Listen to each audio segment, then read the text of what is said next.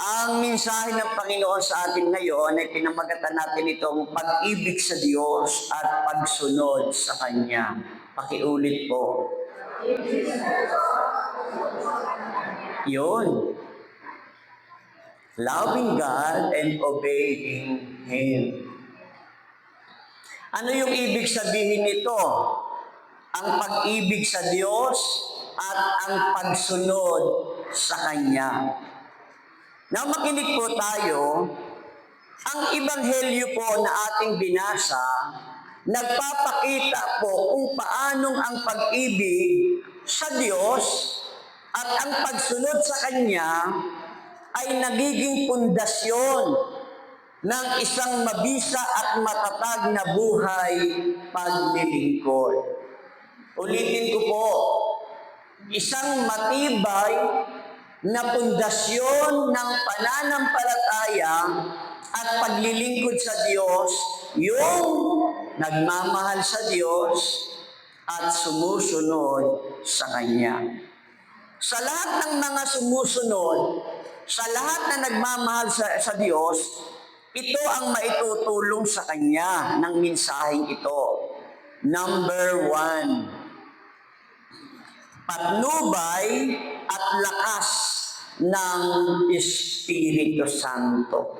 Pakiulit po.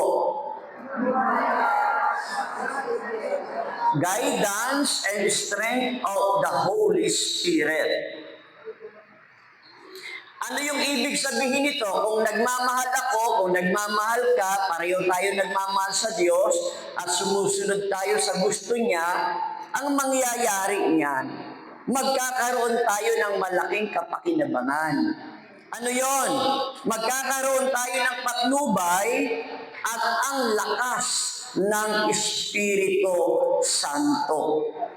Ang pag-ibig ko sa Diyos at ang pagsunod sa Kanya ay nagbubukas sa atin ng patnubay. Nagbubukas ito sa isang napakalaking halaga na kung tayong lahat ay nabubuhay sa daigdig na ito at sumusunod tayo sa Diyos, bibigyan tayo ng patnubay.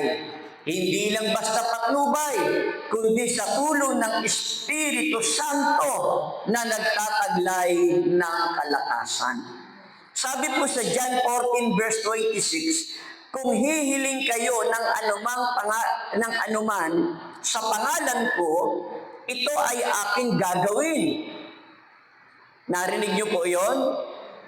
Kung tayo daw ay hihingi sa Diyos, sa Kanyang pangalan, ito'y Kanyang gagawin. Kanino niya ito gagawin?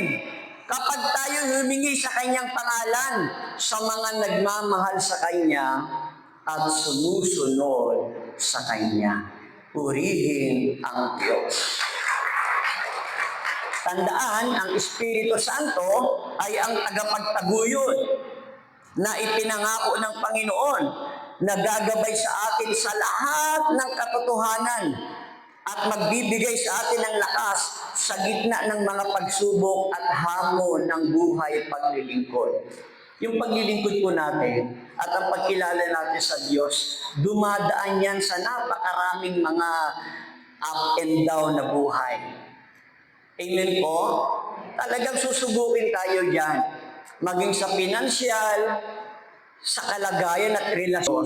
At buong sikap na susunod sa Kanya, bubuksan ng Diyos ang katotohanan na andyan ang Kanyang patnubay at ang tulong ng lakas ng Espiritu. Ibig kong sabihin, ang Espiritu Santo ay ang tagapagtaguyod na pinangako ng Diyos. Mga kapatid, hindi tayo nag-iisa. Hindi tayo nag-iisa. Pag sinabi natin hindi tayo nag-iisa, hindi nangangahulugang naandyan ang magulang mo, naandyan ang kapatid mo, naandyan ang kaibigan mo. Hindi iyon. Yung pag sinabing hindi ka nag-iisa, mawala man sa piling mo ang magulang mo, ang kaibigan mo, ang anak mo, ang Diyos hindi kailanman mawawala sa piling mo. Mali ang Kanyang pangako at at magagawa ng Diyos ang lahat ng bagay sa taong may pananalig sa Kanya. Yun po yung number one. Kung tayo ay nagmamahal sa Diyos, kung tayo ay sumusunod sa Kanya, ang mararanasan natin ay yung patnubay niya at ang lakas ng pagdating sa atin ng banal na Espiritu. Pangalawa, ano ang darating sa mga tao nagmamahal sa Diyos at mga sumusunod sa Kanya? Kapayapaan sa gitna ng pagsubok. Pakiulit po. Peace in the midst of trial. Ano yung ibig sabihin nito? Pag tayo pala'y nagmamahal sa Diyos at buong sikap tayong sumusunod sa Kanya, darating sa atin ang kapayapaan. Narinig niyo po yun? Yung kapayapaan na ito, hindi yung kapayapaan na kapag puputulan ka ng kuryente at may nagbigay sa iyo ng kapitbahay mo, kaibigan mo, anak mo, asawa mo, biglang nagpadala sa iyo, hindi naman sinabi na mapuputulan ka ng kuryente. Di ba kapag binigyan ka ng pambayad, ay nagkakaroon ka ng kapayapaan? Pero yung kapayapaan po na bigay ng Panginoon, kahit anong kaguluhan ang mayroon tayo, ang kapayapaan dumarating sa atin. Hindi lang darating ang kapayapaan kapag nakabayad ka, kahit hindi ka nakabayad. Kahit mayroong kaguluhan, kahit mayroong may kakaibang nangyayari sa buhay mo, titiyakin sa atin ng Diyos. Payapa ka. Bakit payapa ka? Kasi kasama mo ang banal na Espiritu. Ang pagmamahal sa Diyos at ang pagsunod sa Kanya ay nagdudulot po ito ng kapayapaan na higit pa sa unawa. Kung mayroon kang unawa at yung unawa mo ang siyang nagiging dahilan ng kapanatagan ng buhay mo, mas higit pa ang dulot ng tunay na kapayapaan.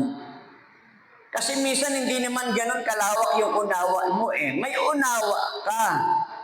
Kaya nga mayroon tinatawag, napakakitid naman ng unawa mo. Sabi naman ng iba, nasaan ang unawa mo? Sabi naman ng iba, hindi ka nakakaunawa. Minsan yung pagkaunawa natin, doon bumabase yung kapayapaan ng buhay mo.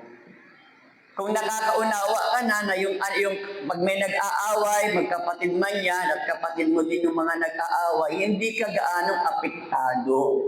O hindi mo naman ayusin sila, maayos man sila at hindi sila maayos. Panatag ka. Hindi dahil sa wala kang pakialam sa kanila, kundi naniniwala tayong ang di natin magagawa ay magagawa ng Diyos sa buhay natin. Sabi po sa John chapter 14 verse 27, ngunit ang patnubay, ang Espiritu na isusugo ng Ama sa pangalan ko, ang siyang magtuturo sa inyo ng lahat ng bagay na magpapaalaala ng lahat ng sinabi ko sa inyo. Ang pagpapaalaala pala ng Diyos sa atin, base sa kung ano ang iyong ginawa, base sa kung ano yung iyong narinig, base sa kung ano yung iyong naintindihan at biglang nawala. Hindi mo na natatandaan. Marahil sa kabisihan o di kaya sa katagalan. Pero dahil ang Diyos ay sumasayo, sumusunod ka sa Diyos at nagmamahal ka sa Diyos, tinitiyak ko sa iyo mga kapatid, yung bagay na hindi mo naalaala at di mo natatandaan, may Diyos na gagawa nun sa iyo. Amen? Ang Espiritu Santo sa pangalan ng Panginoon ang siyang magtuturo sa atin ng lahat ng mga bagay na magpapaalaala sa atin. Ito hindi ang kawalan ng problema. kundi isang panloob na kapayapaan na nagmumula sa isang matatag na relasyon sa Diyos. Ang kapanatagan, hindi yung sa kawalan ng problema. Di ba napapanatag tayo pag nawala ang problema? Amen? Di ba kapag nawala yung problema, pumapanatag tayo? Eh paano kung magkaroon pa rin ng problema, papanatag ka ba? Oo! Kung nagmamahal ka sa Diyos at sumusunod ka sa Diyos, purihin ang Panginoon. Kaya nga, dito sinasabi dito yung tunay na kapayapaan, mga kapatid. Hindi naman dahil sa wala ka ng problema, na andun pa rin ang problema mo. Ang ibig sabihin ng kapayapaan dito ay isang panloob na kapayapaan na nagmumula sa isang matatag na relasyon. Kung meron kang pagmamahal sa Diyos, kung meron kang ugnayan sa Diyos, tandaan po natin hindi lahat ng nakakakilala sa Diyos ay may relasyon sa Diyos. Hindi. Hindi naman lahat anak ng Diyos. Ginawa ng Diyos, nilikha ng Diyos, pero iba ang ibig sabihin ng anak ng Diyos. Sino yung anak ng Diyos? Ang sabi sa John chapter 1 verse 12, ngunit ang tumanggap at nanalig sa Panginoon ang siyang binigyan ng karapatang maging anak ng Diyos. Kaya kapag ikaw ay anak ng Diyos, nagmamahal ka sa Diyos at sumusunod ka sa Diyos, maniwala ka sa akin. Ang kapayapaan darating sa iyo hindi dahil sa wala ka ng problema, kundi ang kapayapaan ay tumutukoy sa panloob na ugnayan natin sa Diyos, sa pagiging matibay na relasyon sa Panginoon. Di ba may mga taong hindi na naglingkod kasi inaway ng asawa? Hindi na dumadalo kay El Shaddai kasi kaaway ang apo. Ulitin ko, ang kapayapaan hindi dahil sa nawala ang problema mo. Ang kapayapaan ay isang malalim na panloob na kalagayan ng tao sa Diyos. Ugnayan po ang ibig sabihin nito. Pag may malalim tayong ugnayan sa Diyos, maniwala ka. Ang bagay na di mo magagawang magbago, may Diyos na gagawa nito. Amen? Masarap po magkaroon ng kapayapaan. Alam niyo po yung taong may kapayapaan? Kapag natutulog, tulog ang laway. Nakakatawa lang.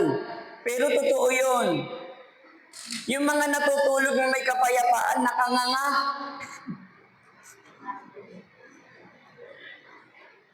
Natutulog, nakanganga. Tapos laging basa ang ulan sa laway. Tapos may mga taong kinakausap mo pala ngayon, maya-maya tulog na. May kapayapaan. Alam po ninyo, kahit na ilang araw tayong walang tulog, halimbawa 3 araw kang halos kulang ka na sa tulog, hindi naman ibig sabihin matulog ka rin ng 3 araw din para makabawi ka. Hindi. Kahit na wala kang tulog ng 7 araw, ang taong tunay na may pagmamahal sa Diyos at tunay na sumusunod sa Diyos, maniwala ka sa akin, yung 7 araw na halos kulang ka ng tulog, itulog mo lang yan ng 1 oras na kasama mo ang Diyos, ang lahat ng pagod at uyat mo, papawiin ng Diyos. Papawo, kung sincero tayong lalapit sa Diyos, magmamahal sa Diyos at buong sikap na susunod sa Diyos, mapangyayari ng Diyos ang lahat ng bagay sa tao may pananalig sa Kanya. Pagmamahal sa kapwa. Pakiulit po. Love for one another. Kapag mahal pala natin ang Panginoon, pag sumusunod tayo sa Kanya, ito ang mayroon ka. Ito talagang magiging sayo. Marunong kang magmahal sa kapwa. Ang pag-ibig sa Diyos ay natural na nauuwi sa pagmamahal sa kapwa. Sabi po sa Mateo chapter 22 verse 37 to 40, ibigin mo ang Panginoon mong Diyos ng buong puso, ng buong lakas, ng buong kaluluwa, at ng buong pag-iisip, at ibigin mo ang iyong kapwa gaya ng iyong sarili. Purihin ang Diyos. Pag minahal mo ang Diyos ng buong puso, ng buong lakas, ng buong isip at kaluluwa, pag totoong minahal mo yan, mamahalin mo rin ang kapwa mo. Kaya sabi ko nga, napakalaki namang kabalintunaan yan, na mahal mo ang Diyos, pero nagagalit ka ang kasinungalingan. Dahil ang tunay na pagmamahal sa Diyos ay pagmamahal sa kapwa. Purihin ang Panginoon. Ang paglilingkod sa Diyos ay nagsasangkot sa paglilingkod sa kapwa. Ang pagsunod sa kanyang mga utos ay nagtutulak sa atin na mahalin at paglingkuran ang mga taong ating pinaglilingkuran. Amen? Yun po yung katotohanan na pagmahal talaga natin ang Diyos. Hindi naman mahirap mahalin ang kapwa. Kasi meron namang gumagawa nun, hindi na ikaw. Alam nyo, Huwag natin pilitin na magpakita tayo ng pagiging mabuti. Huwag mong pilitin. Pag hindi mo kaya, huwag mong pilitin. Yung gusto mo magpakita ng magandang pag-uugali, huwag mong pilitin. Pag hindi mo kaya, magpakita ka ng magandang ugali. Huwag mong pilitin. Sikapin mo na ang Diyos ay maghari sa iyo.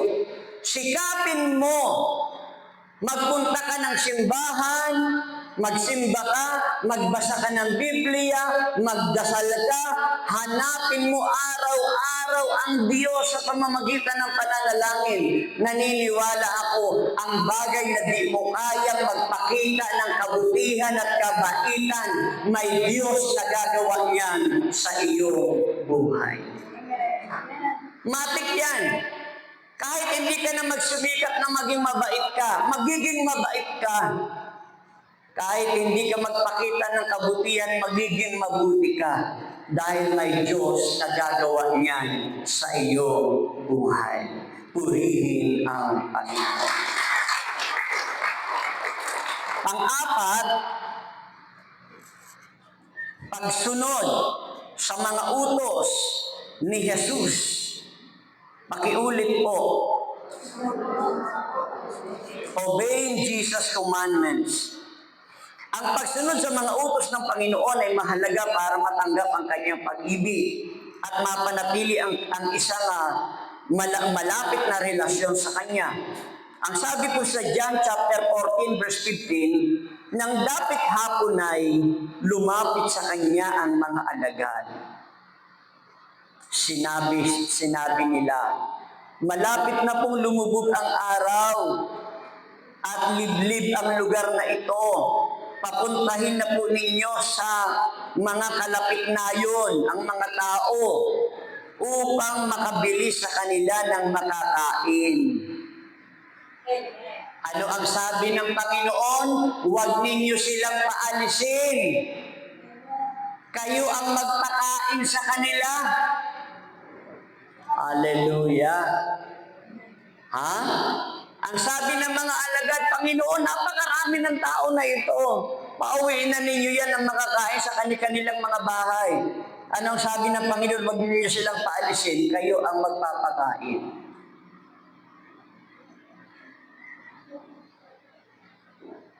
Kung mahal talaga natin ang Panginoon, susundin natin siya. At pag sinabi ng Panginoon na tayo ang magpapakain, huwag na ninyo isipin kung paano nyo ito gagawin. Ang mahalaga lang, magpasakop ka, sumunod ka, at pag ito'y ginawa mo, may Diyos na gagawa ito sa buhay mo. Purihin ang Panginoon. Ito po ay magiging gabay sa pang-araw-araw nating naglalakbay bilang mga naglilingkod sa Diyos. Tandaan po natin, aminin natin sa ating mga sarili na hindi natin kaya. Amen ba? Sa buhay natin, iwanan man tayo ng iba, may Diyos na ating kasama hanggang. Sa pagtatapos po, ang pag-ibig sa Diyos at ang pagsunod sa Kanya ay hindi lamang mga relihiyosong prinsipyo, kundi mga fundamental na aspeto ng isang mabisa at matatag na buhay paglilingkod. Ang mga ito'y nagbibigay ng patnubay, lakas, kapayapaan, at pagmamahal na kinakailangan para maisagawa ang tungkulin sa paglilingkod sa Diyos at sa kapwa. Ang tema na ito, mga kapatid, ay paulit-ulit na binibigyan diin sa buong Biblia na nagpapakita ng kanilang kahalagahan sa buhay paglilingkod sa Diyos. Sino dito gustong magtagumpay sa buhay? Gumaling sa karamdaman, tumayo po tayong lahat.